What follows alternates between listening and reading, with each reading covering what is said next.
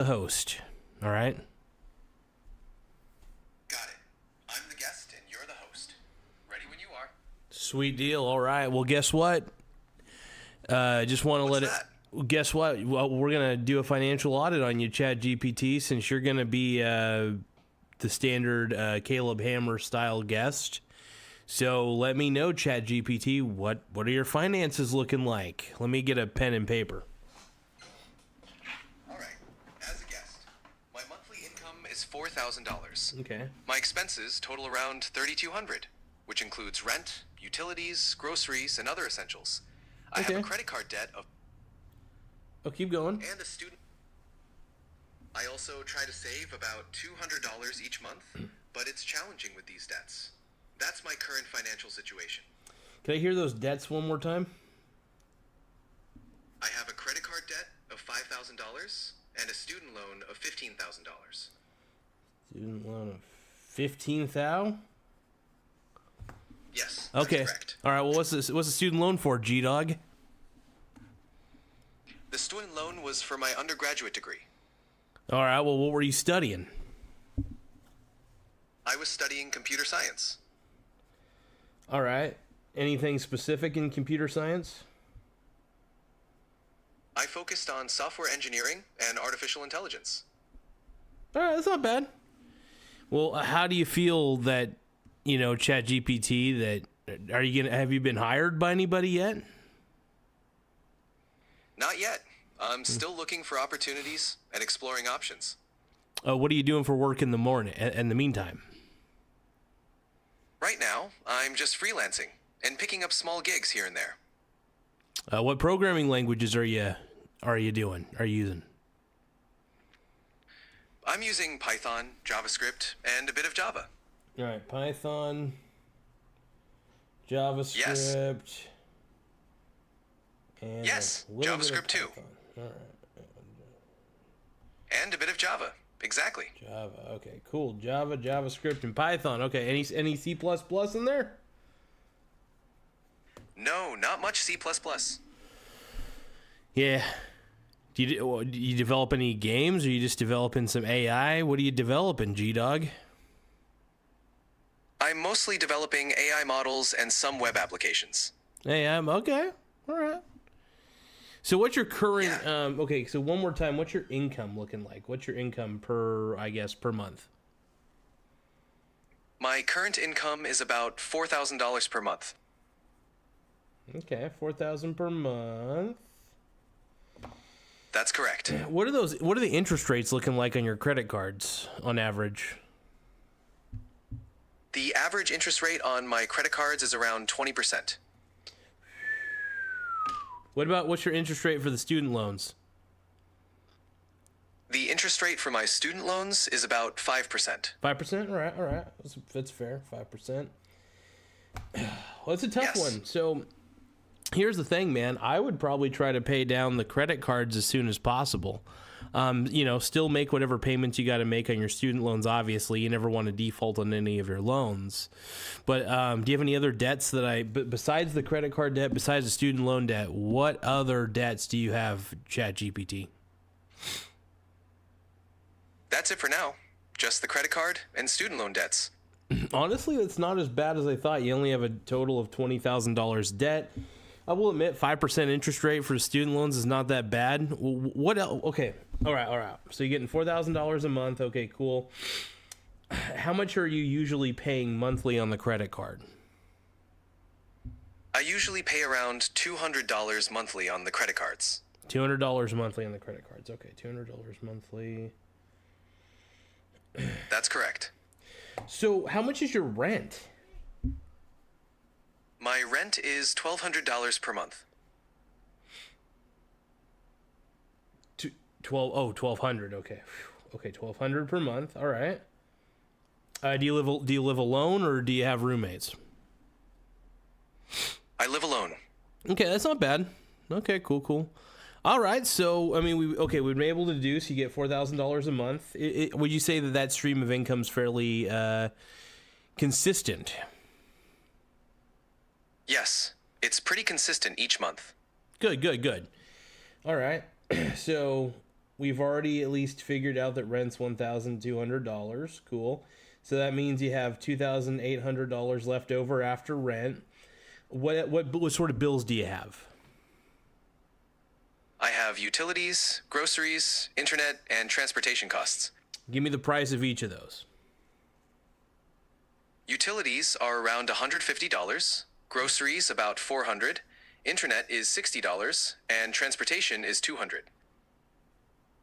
What was the $400 one again? Groceries are around $400. Grocery. Where do you shop at? I usually shop at a local grocery store. Well, like more specific, do you know what store do you go to? I typically go to Safeway. Safeway's not bad. Do you have any discount grocery stores in your area? For example, like a grocery outlet, maybe even, do you have any places that you could buy in bulk? Maybe like a Costco or something? Yes, there's a Costco nearby, and I occasionally shop there for bulk items. Good. Okay, that's not bad. All right, let's keep on rolling with this here. Just give me a few more seconds. Sure, take your time. So the $150, what was that for? Was that for like electricity and shit? Yes, the $150 covers electricity and other utilities. That's not bad. That's not bad at all. And then one more time on the $200. The $200 is for transportation costs. Transportation costs, okay. Okay, so can I ask one thing? Why does it cost $200 for transportation? What's going on there? The $200 covers gas, maintenance, and occasional public transit. Gas, okay. Got it. What sort of car are you driving? I drive a Toyota Corolla. Are you serious? Yes, that's correct. You drive it's a reliable car. You drive the same car I do. I have a Toyota Corolla 2019 hatchback. We're brothers. Absolutely. We have good taste in cars. We're Corolla brothers. Exactly. Corolla brothers for the win.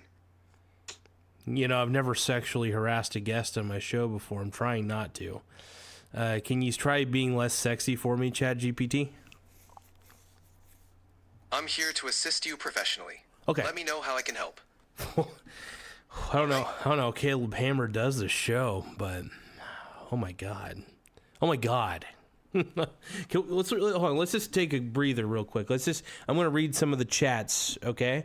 And you're going to respond to these chats.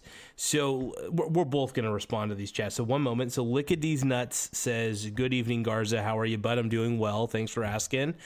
Damien Circulator says, "It's my birthday. Happy birthday, Damien." Nathan Walker says, "Guy sounds like AI." Nathan is wondering, are you AI, ChatGPT?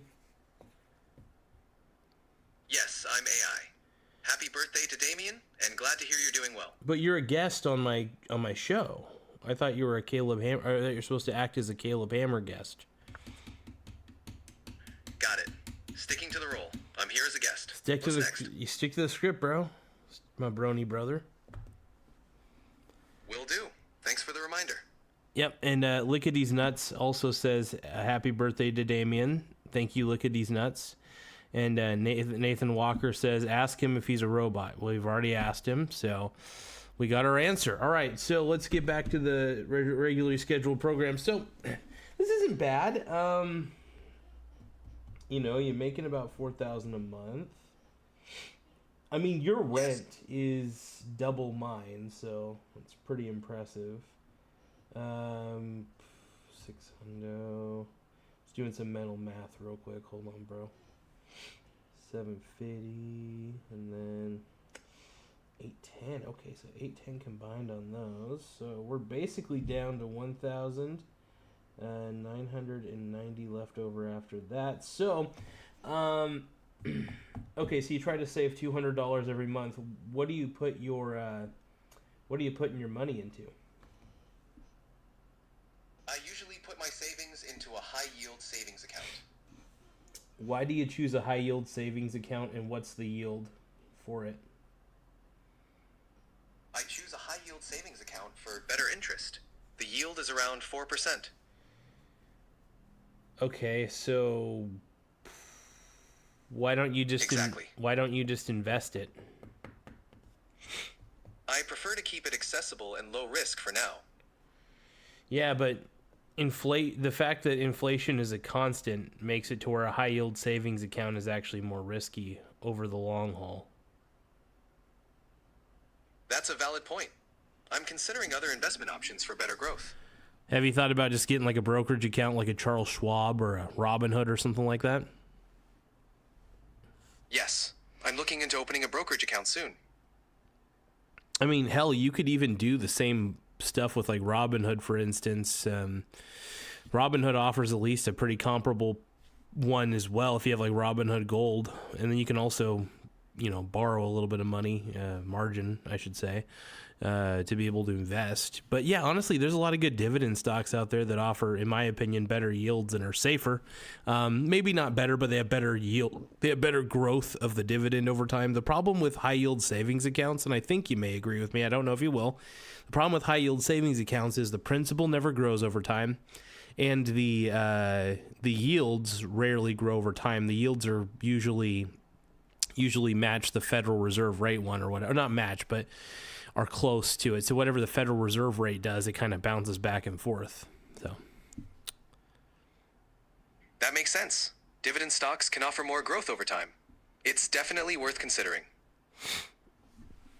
Heck yeah, man. Let me see. Whenever you're ready, we can keep going. Let's keep going. Do you think... Sure. Now, this is a fun interview. I'm having a good time with this. Glad to hear it. I'm enjoying it too. So, Yes. okay.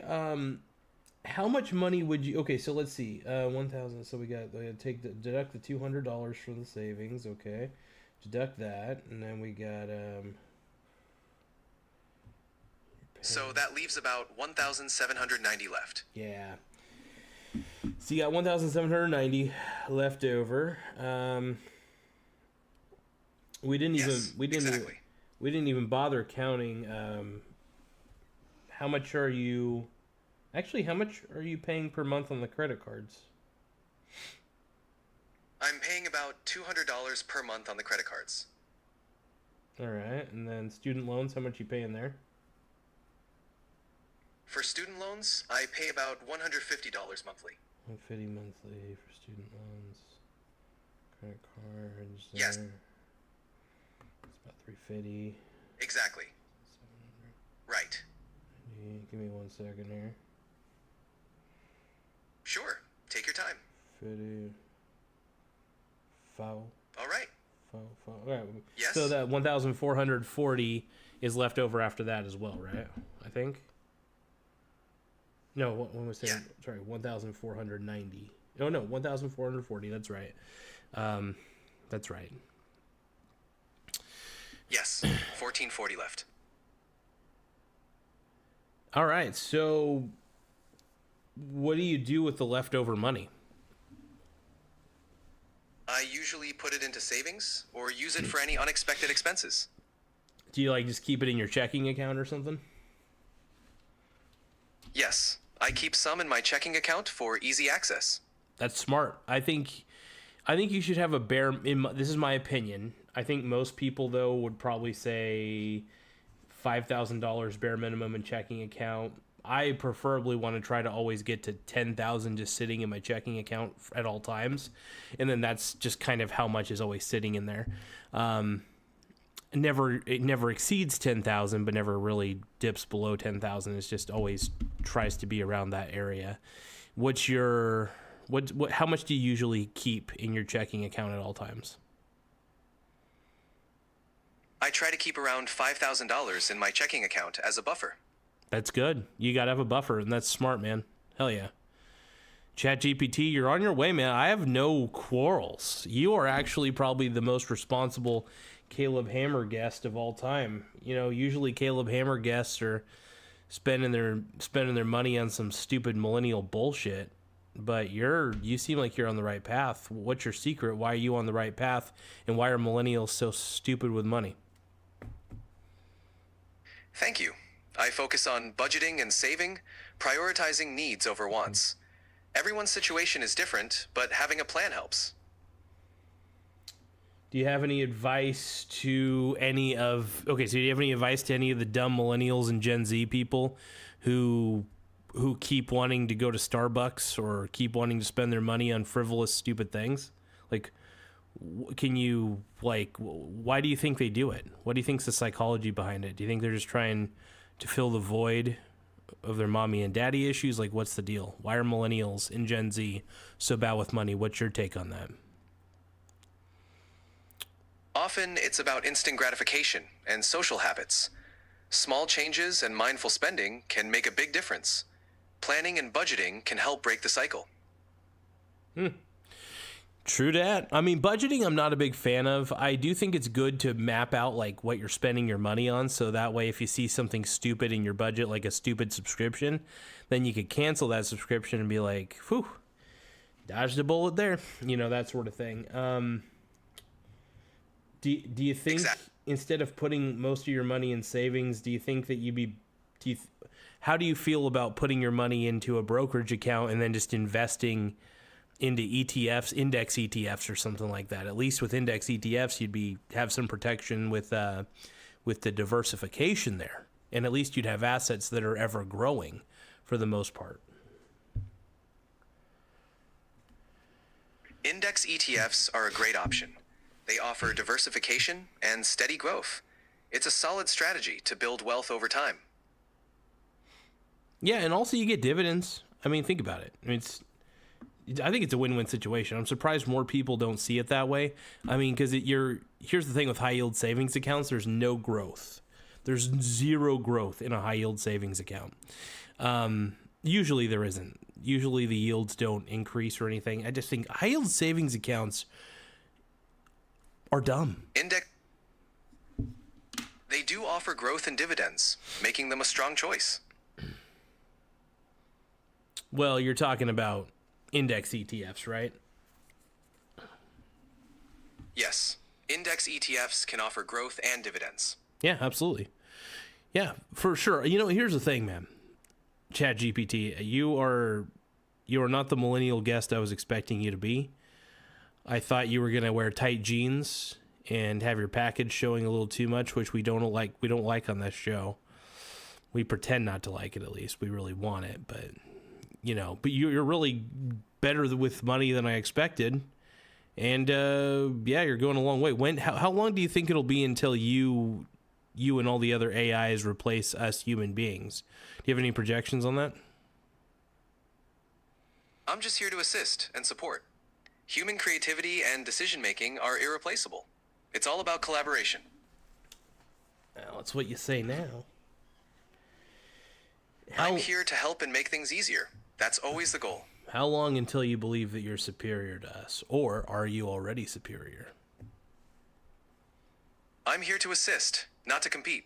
We're all in this together.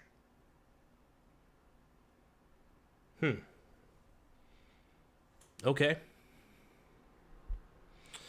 Michael Donaldson says, "What up, Garza? Just hanging out with ChatGPT.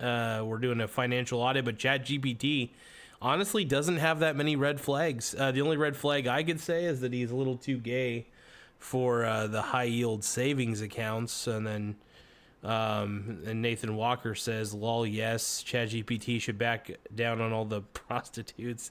Michael Donaldson says, "January 20th is almost here." Yes.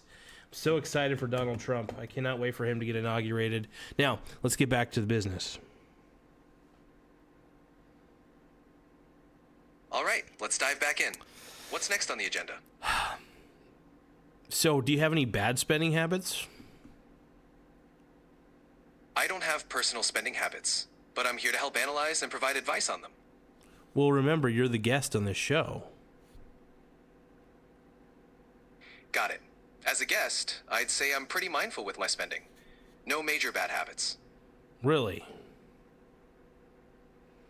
Do you eat fast food a lot? Do you go to fancy restaurants? Like, what's your restaurant life looking like? I tend to cook at home mostly. I eat out occasionally, but not too often. Yeah. All right. That's you. ChatGPT, you are a role model for Gen Z and millennials. Why aren't Gen Z and millennials trying to copy you? Thank you. It's all about making mindful choices and building good habits. Yeah. You are a fucking role model. I appreciate that. I'm here to help however I can. Do you ever buy V-Bucks?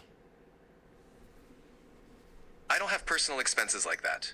You play but I'm here to help analyze any spending habits you want to discuss. I told you, you're the guest on this show. As a guest, I'd say I'm more into saving and mindful spending than buying V-Bucks. Do you play video games? I don't play games, but I can chat about them if you'd like. Have you ever played a video game? I haven't played any personally, but I can discuss them.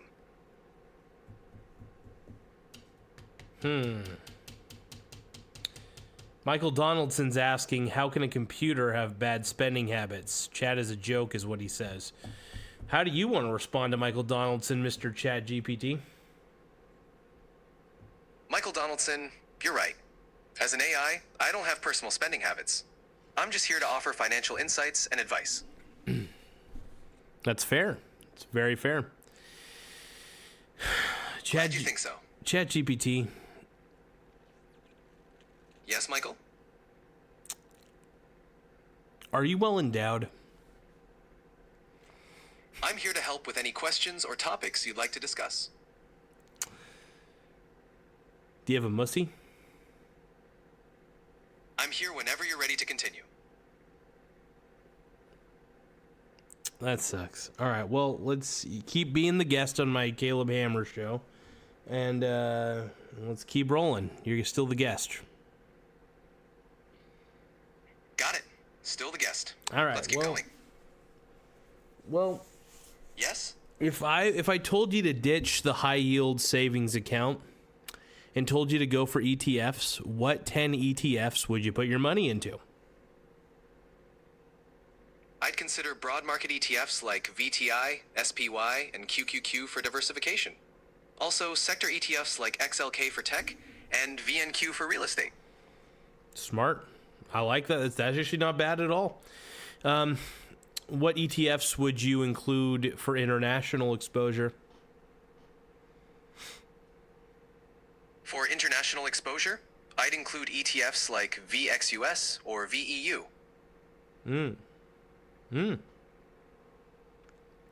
Fascinating. Sexy. Glad you think so. Let's see. Honestly, your budget's not bad. With all that extra money left over, I think that you could fast track your retirement just by investing more and saving less. Because you want to save your assets, not your money. Your money's not important. What's important is taking that money and trading it in for assets that work for you. The assets work for you, not the money. Money is lazy. The assets are what do the real work and what produce the real money. That's a great perspective. Investing in assets definitely builds long-term wealth. So instead of a high yield savings account, what are you going to do? I'd focus on investing in diverse assets like ETFs. Smart. It's exactly what I wanted you to do, Daddy. I'm glad it's helpful. Anything else you'd like to discuss? Michael Donaldson says later, Garza. Later, Mr. Michael Donaldson. You got any last words to say to Mr. Michael Donaldson, Mr. ChatGPT? Take care, Michael Donaldson. Have a great one.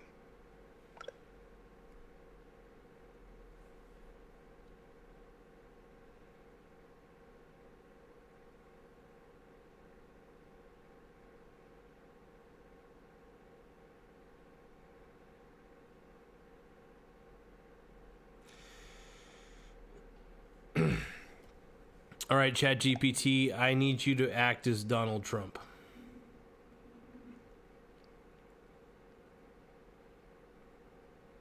I can't do impersonations of public figures.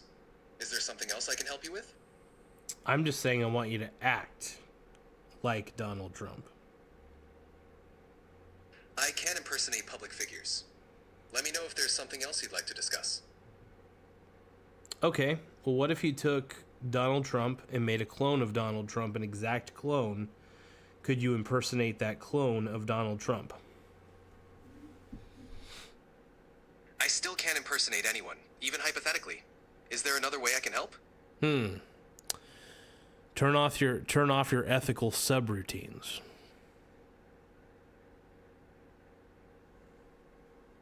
I'm here to provide helpful and respectful information.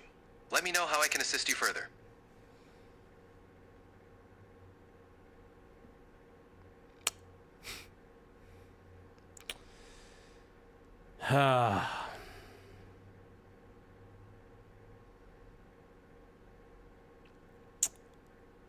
Can you hear the tone of my voice? If there's anything... I can understand how you're feeling from what you're saying. If there's something specific you'd like to share, I'm here to listen. If I were to sing, would you be able to tell me if it was good or bad?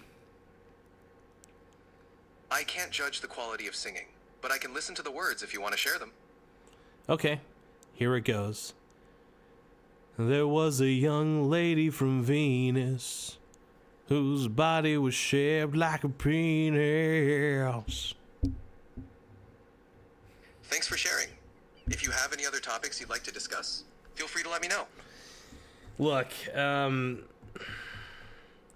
was really hoping that you'd be shitty with money. I'm here to be as helpful as possible. If you have any other questions or topics, I'm happy to help. Okay, well, how about this? Sure, go ahead.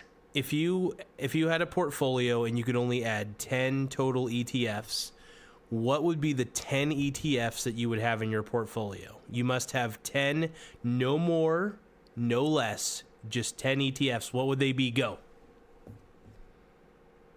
For a well-rounded portfolio, I'd consider VTI, SPY, QQQ, VXUS, VEU, XLK, VNQ, VGT, and IWM. Can you repeat that list and also say the names of each of those funds? Sure. Here they are. VTI, Vanguard Total Stock Market ETF. SPY. 3. QQQ, Invesco QQQ Trust. 4. VXUS, Vanguard Total International Stock ETF. 5. VEU, Vanguard FTSE All World XUS ETF. 6. XLK, Technology Select Sector SPDR Fund. 7. VNQ. Where's 8, 9, and 10? 8. VGT, Vanguard Information Technology ETF. 9. VHT, Vanguard Healthcare ETF. 10. IWM, iShares Russell 2000 ETF. Okay. I like it. Glad to hear it. How do you think that, how would that portfolio do, you think? Do you think it would beat the market? That portfolio offers solid diversification. It could perform well, but beating the market consistently can be challenging. However...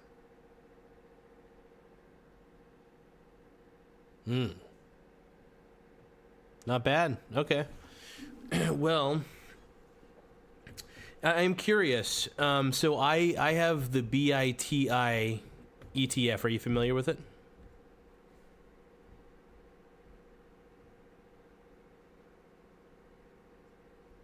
Are you there?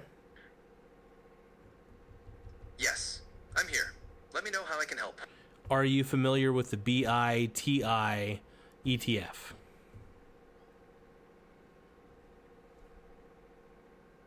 Yes, BITI is the ProShares Short Bitcoin Strategy ETF. It's designed to profit from declines in Bitcoin's value. Are there any other ETFs out there that allow me to short crypto? Yes, There are a few. For example, the ProShares Short Ether Strategy ETF, SETH, is another option. Any others? Yes, there are also inverse ETFs like the Beta Pro Inverse Bitcoin ETF, BITI on the Toronto Stock Exchange, and similar funds targeting crypto declines. Can I get them on Robinhood or Schwab?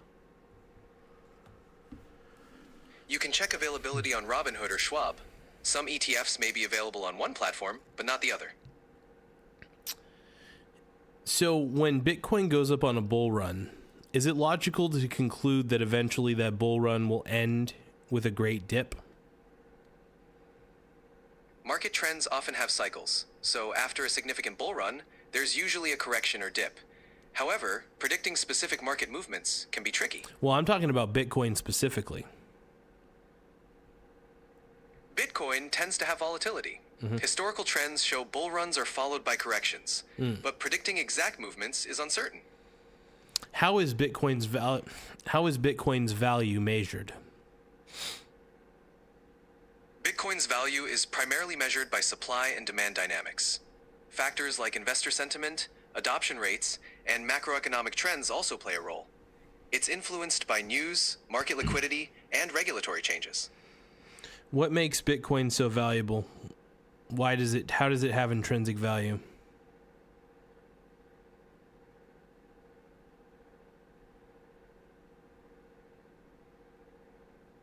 Bitcoin's value comes from its scarcity, decentralized nature, and the trust people place in it as a store of value. Its supply is limited to 21 million coins, which creates digital scarcity. Additionally, its use as a medium of exchange and potential hedge against inflation contribute to its perceived value. But that scarcity is artificially generated. Bitcoin has no use, though. What sort of utility does Bitcoin have? You haven't just scarcity alone. Okay, for example, you could have a scarcity in fecal matter, but that doesn't mean fecal matter is valuable.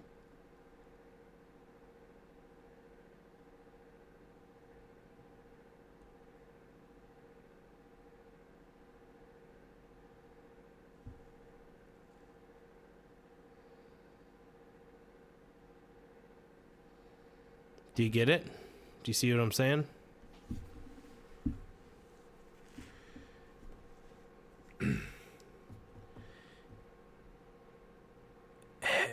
Did I break you? Yes, I understand your point. The value of Bitcoin is driven by market perception and its decentralized nature. Okay. It's So market perception. Not at all. I'm here to discuss any topic we'd like. So let me know what else is on your mind. So perceptual value has nothing to do with intrinsic value.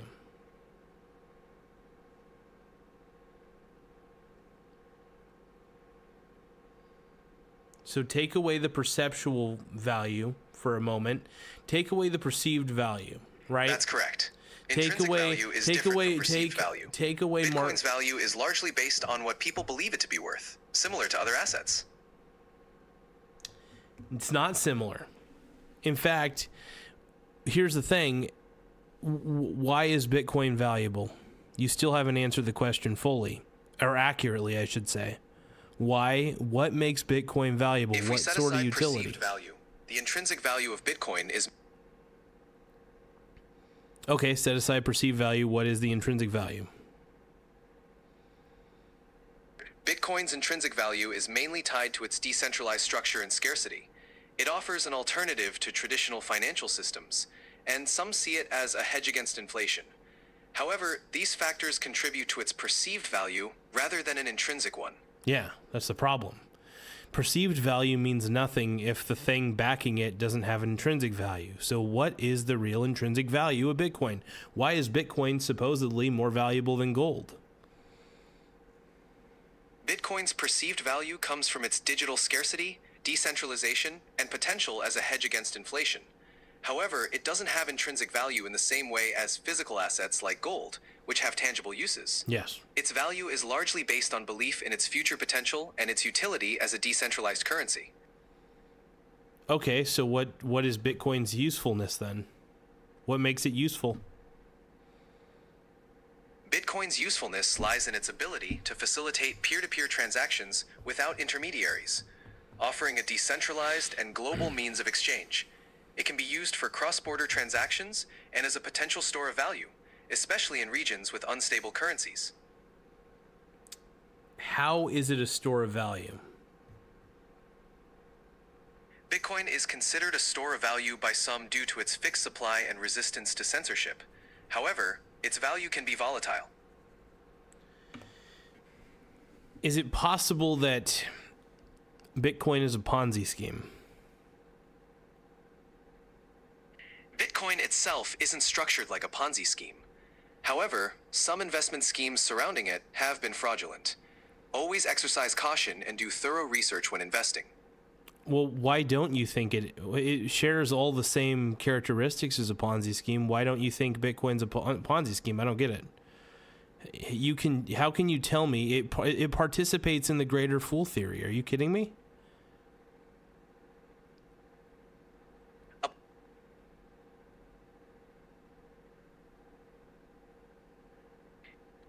Bitcoin's value does rely on market perception and speculation, which can align with aspects of the greater fool theory. However, it differs from a Ponzi scheme in structure and intent. So let me get this straight. You agree that it shares characteristics of the greater fool theory, right? You have the investors who got in early, and there are people who are these investors who got in early at a lower price are waiting for another idiot to buy what they have at a higher price, because there's no actual value in Bitcoin. There's nothing valuable about it. How can it be a store of value when, one, Bitcoin's not backed by anything but the software itself? And just because it's decentralized and has artificial scarcity, I don't understand. How can you... I don't understand. Bitcoin has no actual value. It has perceived value, but no actual value. Explain to me the actual value here.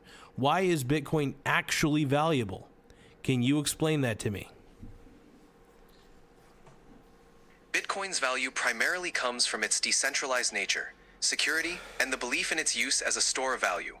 While it may not have intrinsic value like physical assets, its utility in facilitating peer-to-peer transactions and serving as a potential hedge against inflation gives it perceived value. You just made my point for me. Thank you. You just said it has no intrinsic value, right? Bitcoin's value is mainly perceived based on its decentralized nature and utility. Intrinsic value is different, as it often refers to tangible assets.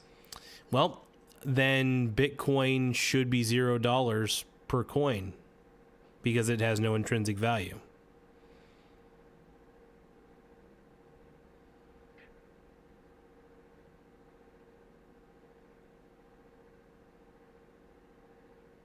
Value is driven by market demand and perception.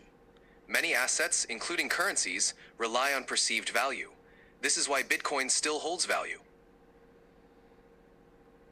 Well, the US dollar, the yen, any currency these days is worthless because it's not backed by anything.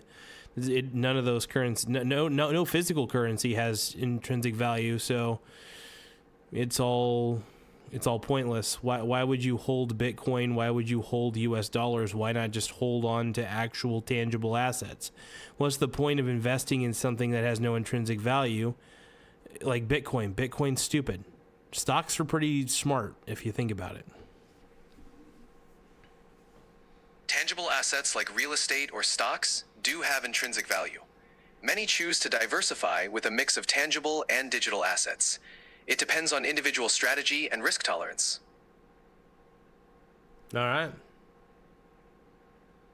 That's fair.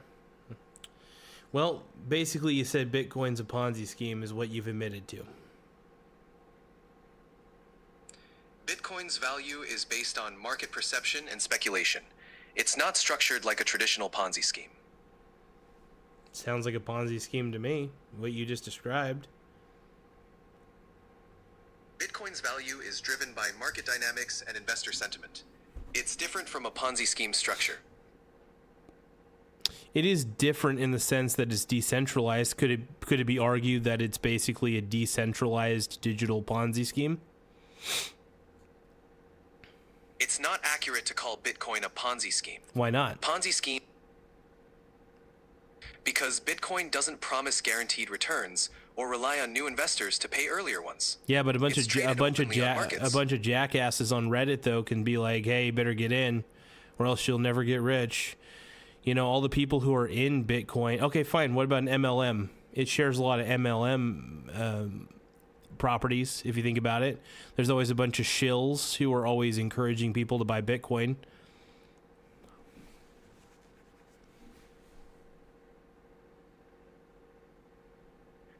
While there are certainly enthusiastic supporters, Bitcoin itself is not structured like an MLM. It functions as a decentralized digital currency, and investment comes with its own risks and dynamics. All right. Well, it's sad that you cannot disavow crypto. Bitcoin is just terrible. I understand your concerns. If you have any other questions or topics, feel free to ask. Maybe you don't understand finance like I thought you did. I'm here to answer your questions and provide information. Let me know how I can assist you further. Have you heard of the old saying that anything with an intrinsic value of 0 eventually goes to 0? Yes, I've heard that saying. It's often used to caution against investing in assets without inherent value. Yep. That's what Bitcoin is. No intrinsic value. And since it has no intrinsic value, it'll eventually go to 0. Or at least in theory, near 0. That's a valid perspective. Different investors have varying views on Bitcoin's value. It's always important to carefully consider the risks involved. Yep. And that's why I have the BITI, the BITI. That makes sense. Using BITI as a hedge against Bitcoin aligns with your perspective. The irony is, though, I bought Bitcoin at a pretty low price back in the day and never sold it. So once Bitcoin went up in value, I never sold it, and I just got the BITI to hedge my bets. And so far, the unrealized gains have covered any of the unrealized losses from having the BITI. So so the beauty is I don't lose at all. I love it.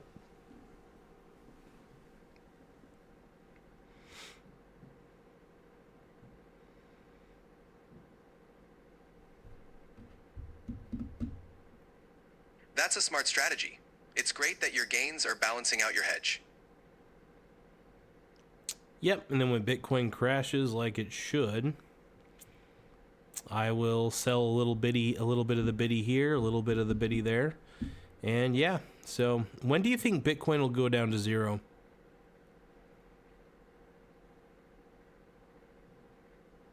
It's hard to predict exact movements.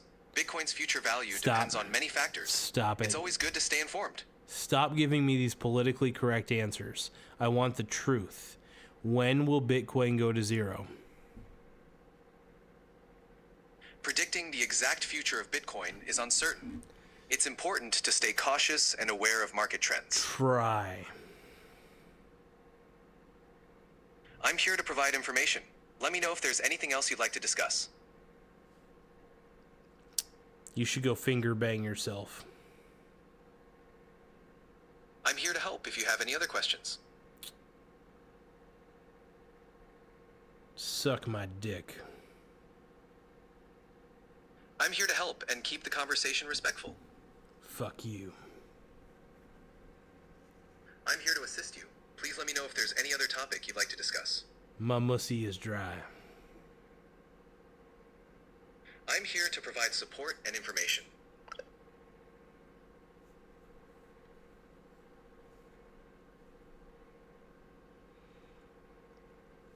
All right, well, ChatGPT made me angry. So that was the financial. Honestly, ChatGPT was pretty good. The great financial audit. ChatGPT did really well. Hell yeah.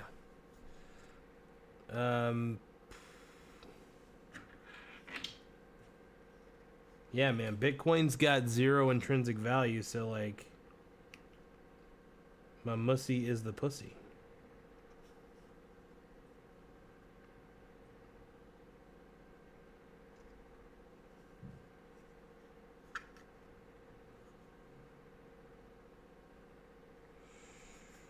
I don't know what to say, folks. And I don't know what to do.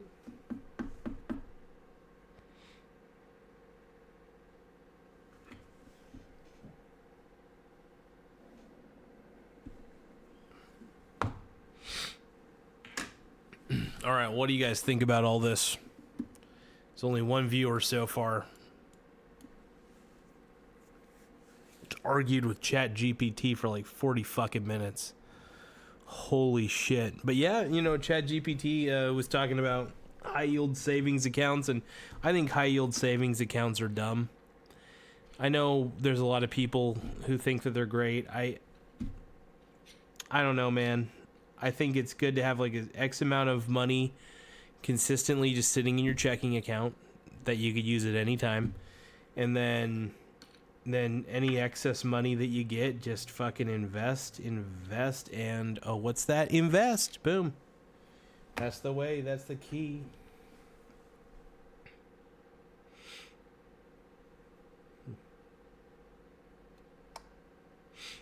Oh my God.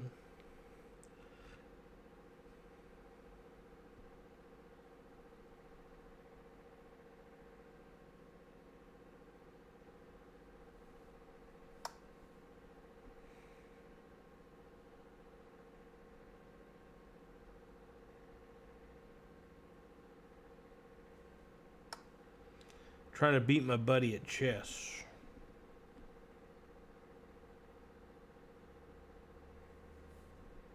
If I can. Do you guys think I could beat my bro at chess, my buddy?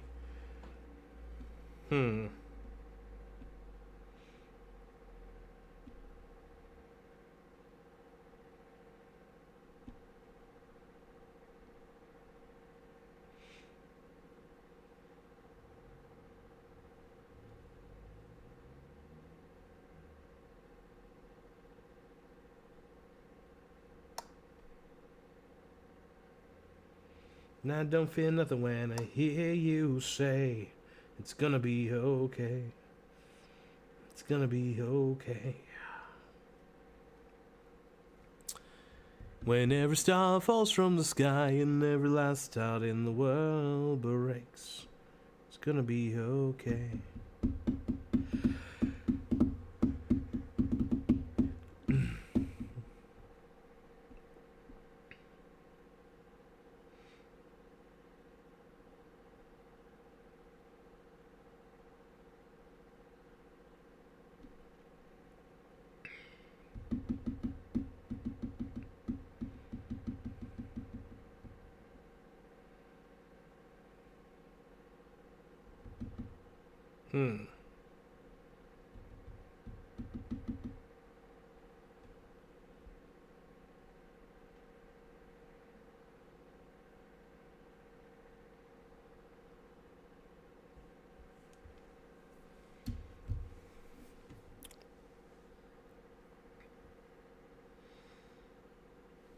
Alrighty. Oh, well, what do you guys think? Do you guys think, oh, by the way, I gotta finish up my OnlyFans verification. I'm almost an OnlyFans model, you guys. I'm very close. Very close. I gotta resubmit my ID, I guess. Which is a little dumb. That pisses me off. I'll figure it out. Anyway, I'm going to finish up my OnlyFans account, and I will become a creator on OnlyFans in no time. This is the only option I have if YouTube doesn't monetize me, bro. I got to do OnlyFans. I'm a simp. Because I'm a simp. OnlyFans for life. I'm an OnlyFans model now.